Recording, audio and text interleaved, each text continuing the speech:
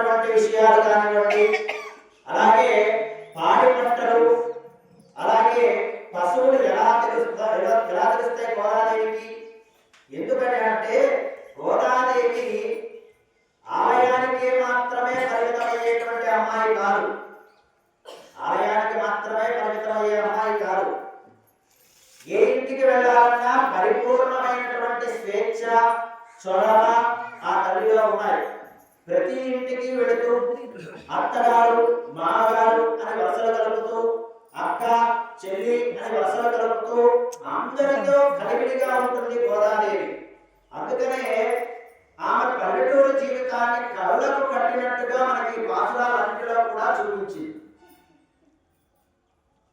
అలాగే దాదాపు అన్ని సుప్రభాత గీతాలలో కూడా ఈ విషయం కనబడుతుంది.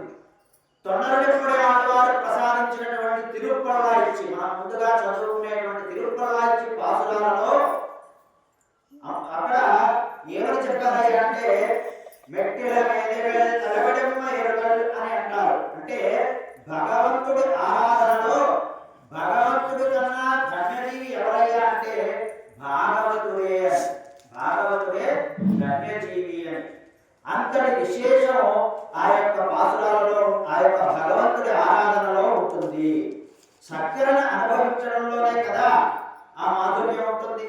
అలాగే పాసురాలు కూడా చక్కెరంత తీయనైనవిగా చెబుతారు. అందుకే యామునాచార్యులు అనేటువంటి ఒక మహానుభావుడు ఉన్నారండి.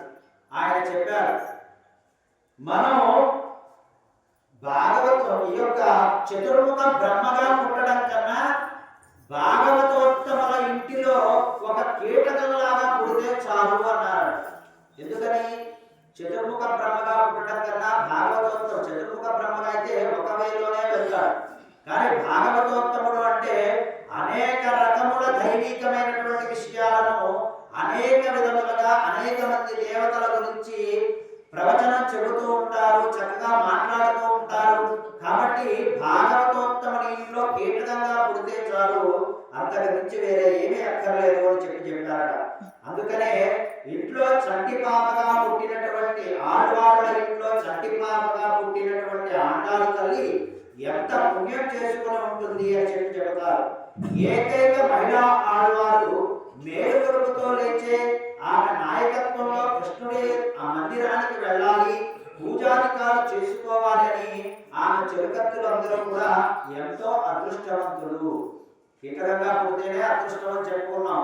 మరి ఆ కీటకంగా పుట్టవలసినటువంటి ఇంట్లో గోదాదేవి బాలికగా పుట్టి తనతో పాటు కృష్ణ పరమాత్మకు సుప్రభాత గీతికనే పాడి కృష్ణుడినే మేలుకొల్పేటువంటి గోదాదేవితో మనందరం కలిసి ఆలయానికి వెళ్ళడం ఎంతో అదృష్టవంతులం కదా.